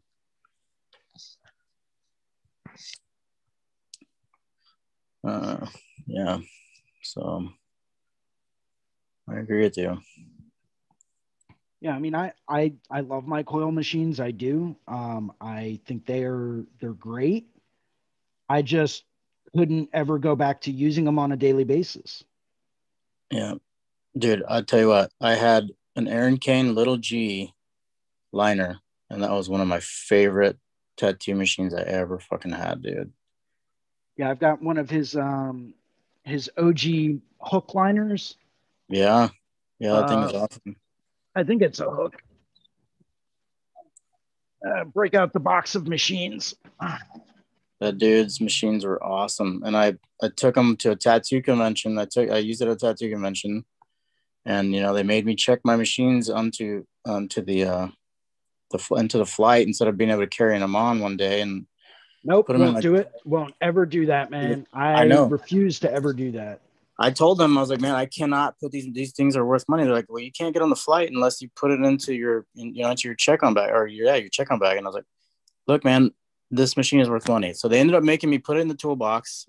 When I got off the plane, I went through my toolbox and it was gone. Somebody took it, just like I was worried about. There you go. That thing 2005. Number 217 from 2005. That's awesome, dude. Yeah, this is one of my babies. Yeah, Unfortunately, man. I got it used and someone molested it, and so I had to try to get it working again. Yeah. I got it as a trade, but I've got a few of his. One of the older avionics shaders. Oh yeah, look at that. Love this machine, man. Packs color like a motherfucker. I bet it does. My little bottle opener liner. Yep. Great little machine. And then I've got a pair of his Jonesies. Uh-huh. Those are at the studio. I always like to have those around just for nostalgia. Yeah. But I love those Jonesies. They are like two of my favorite machines in the world. Those are my daily runners. Back when I used to use coils all the time, they were my legit daily runners until I picked up a few of Ernie D's deluxe irons. Nice. This is one of 3. Whoa. Wait, hold up. Where's that sidebar coming? Wow, look at that. It's on top of the coil? Yeah. Whoa, dude, I've never seen that before. I've seen some springs towards the back end of the saddle and stuff like that, but I've never seen that before at all. That's wow. Yeah, like I said, it's one of 3 that were made by him in 2015. Wow, man, that's awesome. Yeah, I think it's 2015. Did you see a lot of benefits from sorry, that? This is number 2 of 5. Okay. 2 of 5. He made 5 of them. That's awesome. And so did you see a lot of benefits from that geometry, that setup? Yes and no. I mean, it's not very heavy. It's ultra light. Okay, I can see that. Okay. Obviously this doesn't rotate at all, but it's very nice compact design. I've always liked unique style machines. Yeah. Kind of like this. So I was like, oh, that's cool. Yeah, that definitely made me stop. I was like, wait, look at that. That whole side plate is this gone. thing will push, 5/7, sometimes 5/7s and tight 9s. Well, okay. Anywhere from like a loose 3 to a tight 9 all day long, every day, no heat, nothing. Wow. Great little build. Got some old like standard plain Jane, like Bickney machines that I kind of jazzed up. There's some Mercury dimes on there, hand wrapped $2 bill coils. Nice. This was one of the first 2 machines I ever owned. Awesome. I've got some Pulse machines, some other Ernie D's. Pulse, I forgot about Pulse. So a couple of next gens, some Rotary Works machines. Some other goodies. I've traded and bought more coil machines than I actually even remember at this point in time. So, tried them all out because every builder builds their machines differently, right? Absolutely. Yeah, absolutely. Without a doubt. Seth Safari is going to be different than Tony Urbanek, Aaron Kane's going to be way different than, Ernie D. So it's a matter of finding a decent machine, from a reputable builder and then learning how to use it. Yep. Don't tune it. Don't touch it. Don't mess with it. Don't adjust anything. Yeah, exactly. That's exactly it. Use it the way that they built it. Yeah. Okay. And depending on the technique that you're using, maybe you need to adjust what you do to that machine because we all know machines are expensive, especially in this day and age. Yeah. Right. So if you're not willing to adjust your own technique to that machine to understand, with this machine, I need to move my hand a little bit slower, until I get the feel of it. With this machine, I can, literally just, ring, done. Yep. But with this one, I got to slow down a little bit and take my time. Maybe this one's got a little bit too much punch to run a 3-round liner. It's, those are tiny little tweaks that you need to pick up, but you can only pick up if you're willing to listen to it. And I don't mean like listen to the tuning or listen to the sound of it or, tattoo based off of sound or anything like that. You should always tattoo based off of feel.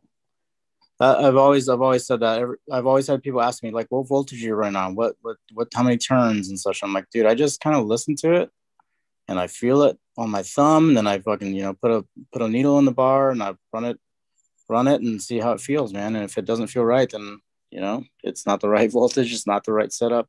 Start tweaking it.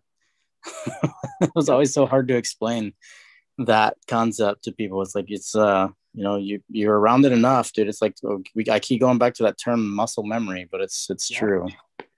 It's a muscle memory kind of thing. And then that experience with it too. And listening to it when other people run it, listening how it bogs down whenever that person's doing that line work or doing that shading.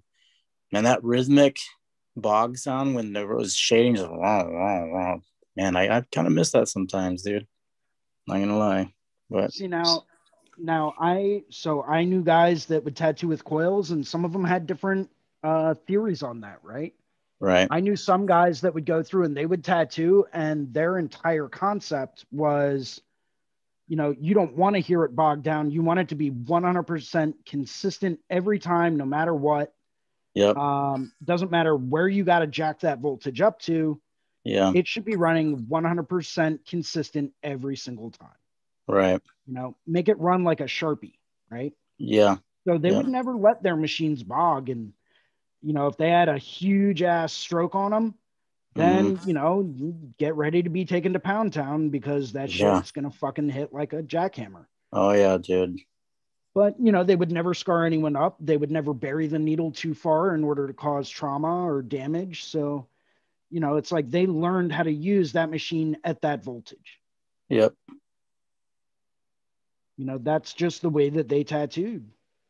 And ultimately, we keep going back to that. It's like the art that we we're talking about. It's a personal preference, and it's not the same for everybody. And just because one person has the tool doesn't mean that the person next to you is going to use it the exact same way. Right. They'll get entirely different goals or finished projects. You know what I mean? So, but you're using the same stuff. It's just the way it goes. right? In my opinion. No, I agree. I agree. We all have different techniques and different outlooks and different philosophies that we subscribe to. You know, I may go through and do a painting and use a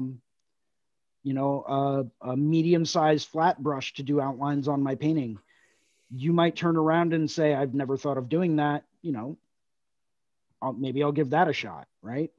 But you never know until you talk to other artists. Right. You know, because we all do paint differently. We all do have different muscle memory that we've experienced and trained into ourselves. Yeah. You know, but that's part of what makes what we do unique. Yeah.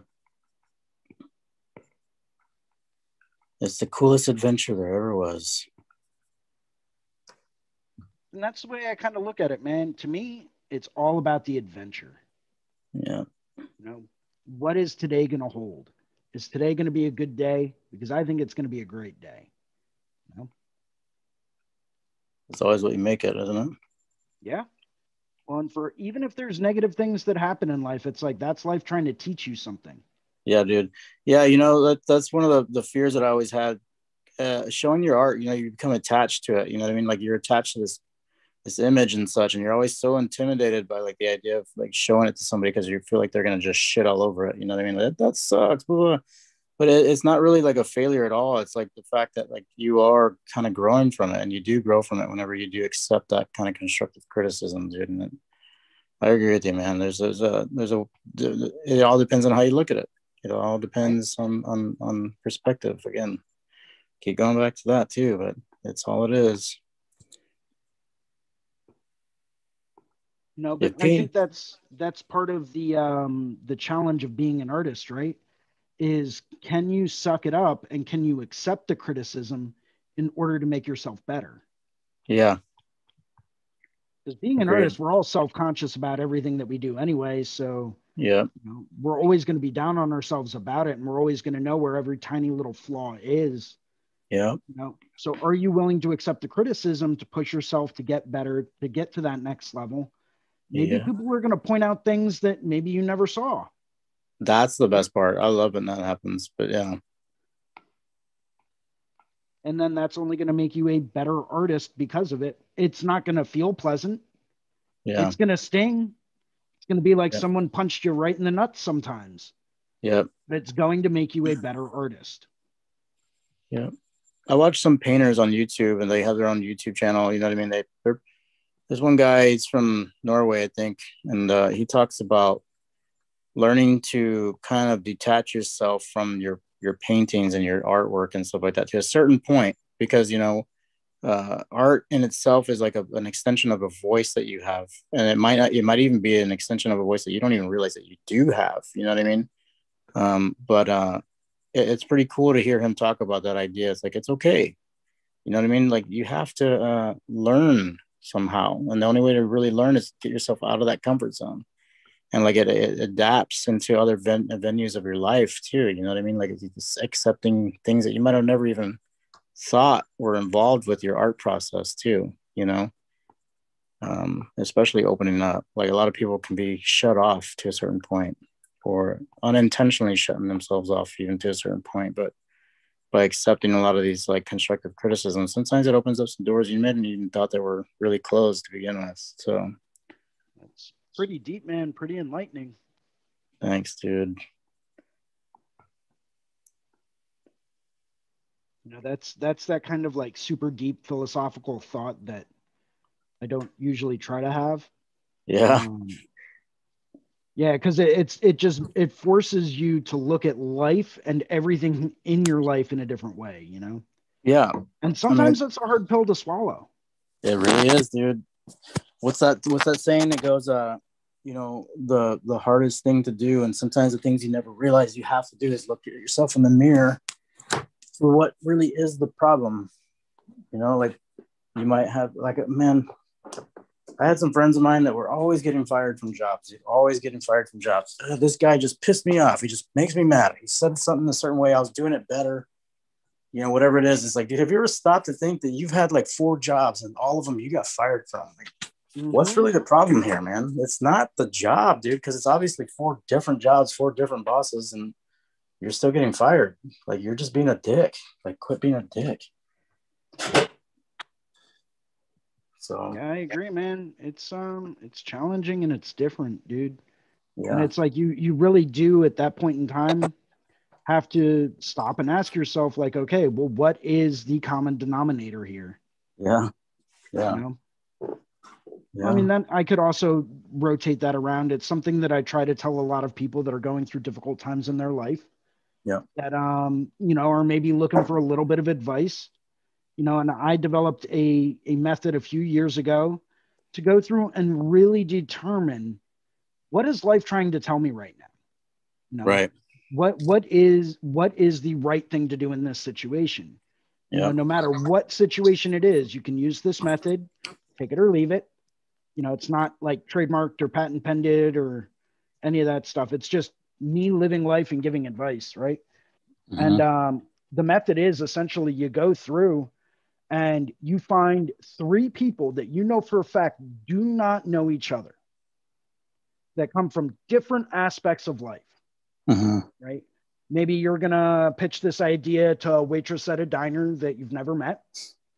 Maybe you're going to pitch it to a bartender that you've known for 30 years. Yeah. And maybe you're going to pitch it to, you know, someone that you work with for a few years, but, you know, maybe you don't know them on that kind of a level, but, you know, they're still professional people. Yeah. Take the same description of the events or whatever it is you're trying to solve. You explain things using the exact same words and emotions to each individual person. Ask them what they would do or what they would choose. You know, and give them both sides of the coin. Really look at both sides of the coin. Yeah, as well as majority, can, right? The majority is going to be what you should be doing. That's life trying to tell you from an objective point of view, because you're getting all of these perspectives from people that could in no way possibly, you know, communicate with each other or confer with each other about this. So you know that they're going to be 3 independent concepts coming from 3 unique perspectives in life, you know, and the majority is going to be what you really should be doing. Yeah. That's life trying to tell you something. Yeah. If you needed proof. Or you can just be like me and just be like, oh, life's trying to tell me that I should probably do this, so I'm just going to do that. Yeah.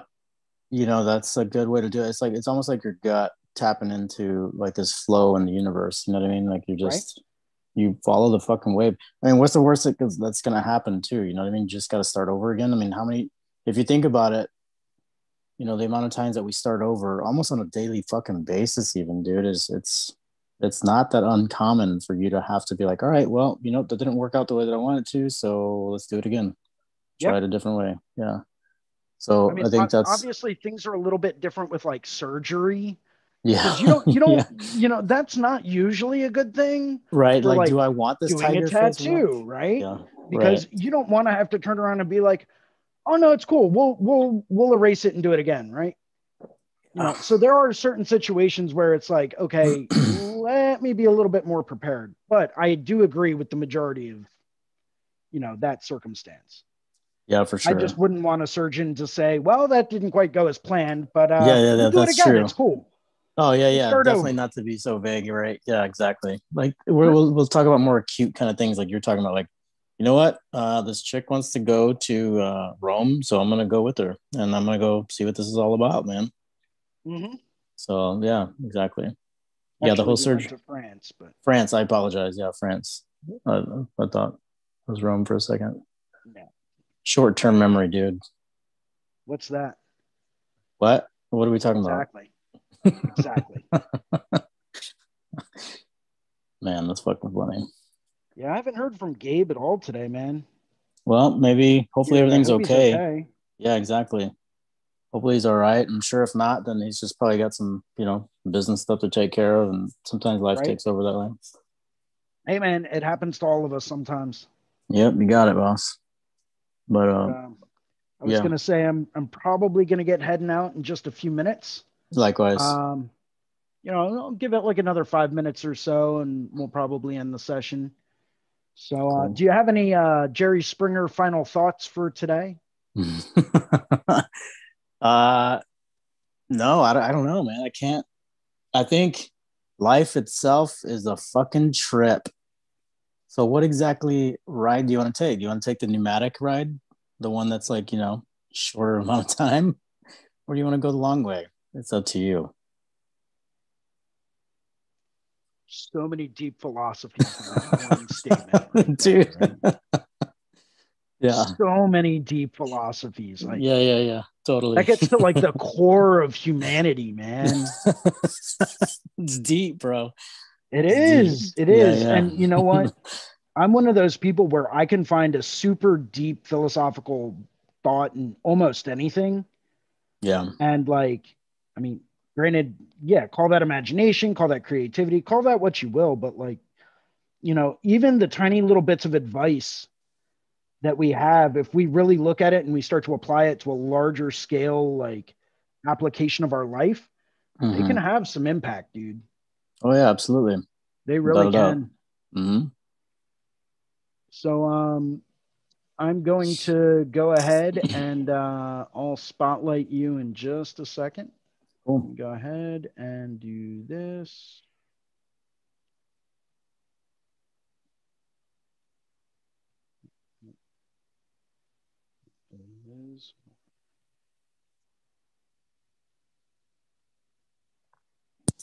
Why does chat keep popping up?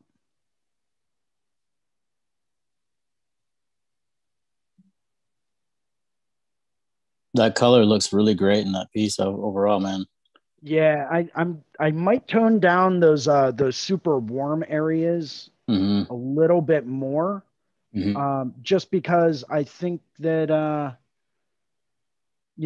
think it would be a little bit nicer, but we'll see what happens. I can't really say too much.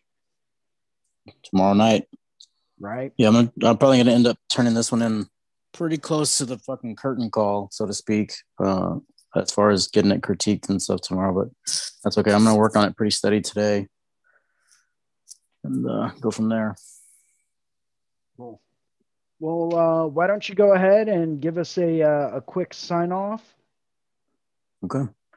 Yeah, man. Today was a good time, Jason. Thank you for hosting. It's always a pleasure hanging out and talking, and it was really great to talk about all the art and such, man, and especially going over some of that other quote unquote fine art that you love to go and hang out in for hours at a time.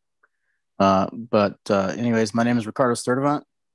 I work at Candor Tattoo in Normal, Illinois. You can find me on Instagram at Candor Tattoo. I hope you guys all have a good day.